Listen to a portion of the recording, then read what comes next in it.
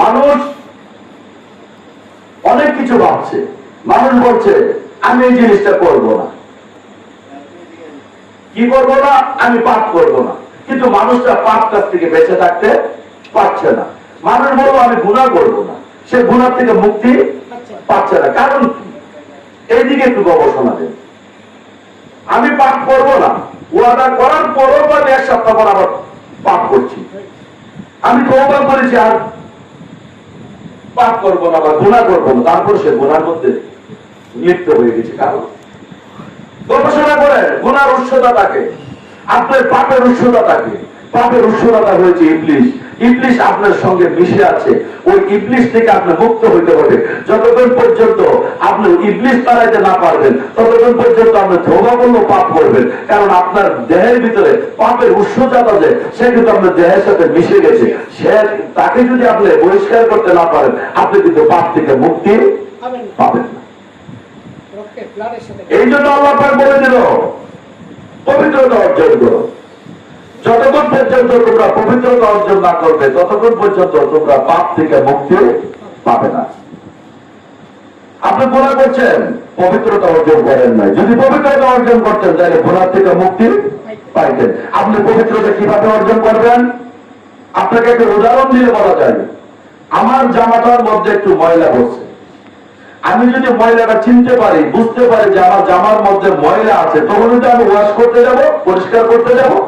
আমি যখন আমার জামার মধ্যে ময়লা আছে আমি চিনি না, তাইলে কিন্তু আমি আর পরিষ্কার করব না।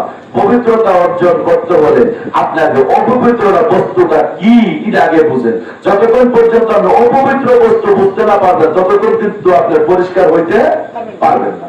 তাই কোরআনের সূরা শুআরার 19 পারা 89 নম্বর আয়াত খুলে দেখুন, ইল্লা মান আতাল্লাহা বিকালবিন সালিম। যতক্ষণ পর্যন্ত মানুষ বিশুদ্ধ অন্তর না হবে, পরিষ্কার না হবে, ততক্ষণ পর্যন্ত সে পাপ থেকে মুক্তি পাবে না, আল্লাহর সাথে তার সাক্ষাৎ হবে না।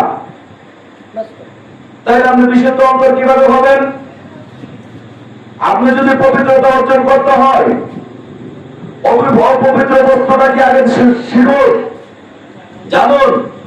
বিশুদ্ধতা যদি করতে চান, বিশুদ্ধ অন্তর যদি হইতে চান, আপনি যদি পবিত্রতা অর্জন করতে হয়, অপবিত্র বস্তুটা কি সেটা চিনুন। যখন আপনি চিনতে পারবেন অপবিত্র বস্তুটা কি, তখন কিন্তু আপনি আর অপবিত্র থাকবেন না, তখন আপনি পবিত্র হইয়া যাবেন। আমি আগে বলেছিলাম, তুমি যদি কাবের চিনতে না পারো মুমিন চিনতে পারবে না।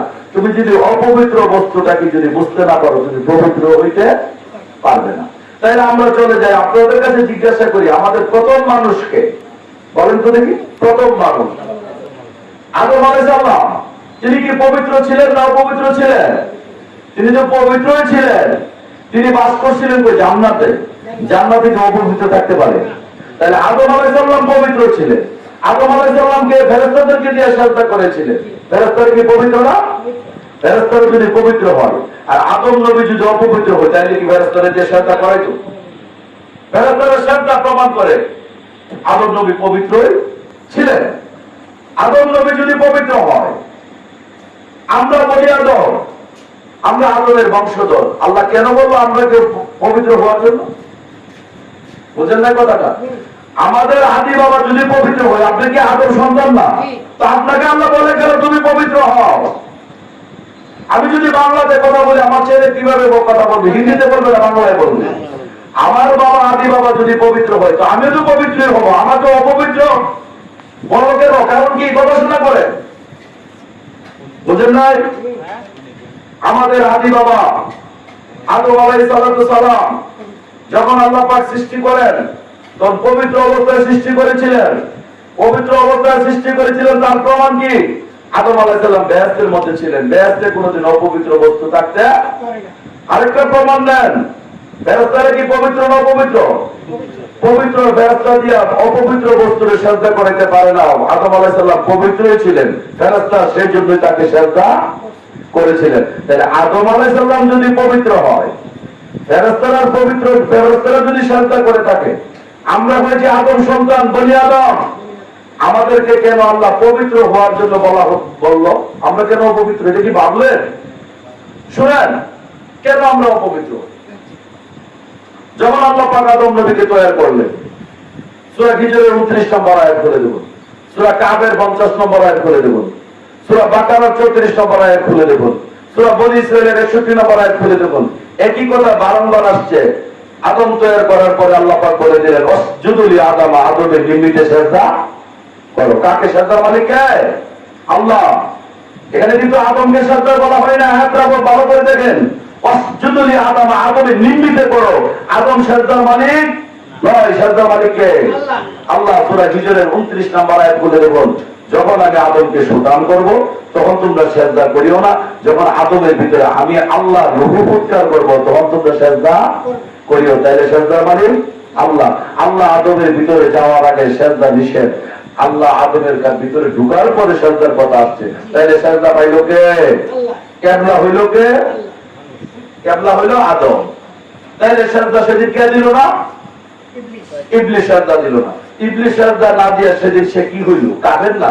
কাফের কি পাক না না পাক? এর আগে ইবলিস কি ছিল? পাক ছিল না?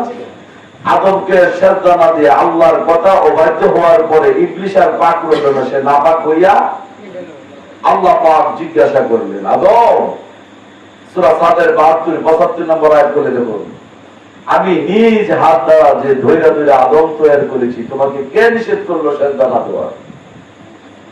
ইবলিস কি উত্তর করলো? আমার চোখের সামনে পচা নর্দমে ঠনঠনে মাটির দ্বারা যাকে বানাইলে তাকে আমি সিজদা করতে পারি না।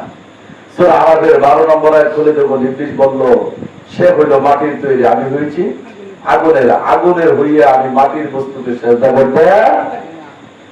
আল্লাহ বলল, তুমি কাফের হয়ে গেছো। যখন আল্লাহ পাক ইবলিসে কাফের ঘোষণা দিল, তখন তো ইবলিস নাপাক হয়ে গেল। তখন ইবলিস বলল, আমি যদি আদমকে গন্ধম বক্ষণ করাইতে পারি, এখানে কিন্তু বড় হিস্ট্রি শর্ট করে বলছি, যদি গন্ধম বক্ষণ করাইতে পারি তাইলে আমি আদমের ভিতরে ঢুকিয়া যাব। আল্লাহ সূরা হিজরের 37 নম্বর আয়াত খুলে দেখুন, আল্লাহ বললেন, যাও, তুমি যদি পারো তাইলে যাও, তবে আমার বিশ্বাস তুমি আমার মুমিন বান্দাকে কষ্ট করতে পারো। সেদিন আদম নবী ইবলিসে অনেক যুক্তি বুদ্ধি, সূরা আরাফের 20 নম্বর আয়াত খুলে দেখুন। আমি জানি না কেন মাওলানা সাহেব তারা কেন এই গবেষণাগুলি করছে না, পড়ছে না, আমি জানি না। তারা শুধু নামাজ রোজা টুপিদারি অস্তিত্বের ওয়াজ না করে, আপনার গাছের গোড়া ঠিক না করে আগায় পানি দিলে এই গাছ কোনোদিন বাঁচবে না। এই জন্যই বাংলাদেশের পাপ কমে না কেন? যদি পাপ করলে মাপ হয় না, এই ওয়াজটা যদি কোরআন থেকে দিত, মানুষ জীবনে পাপ করতো না।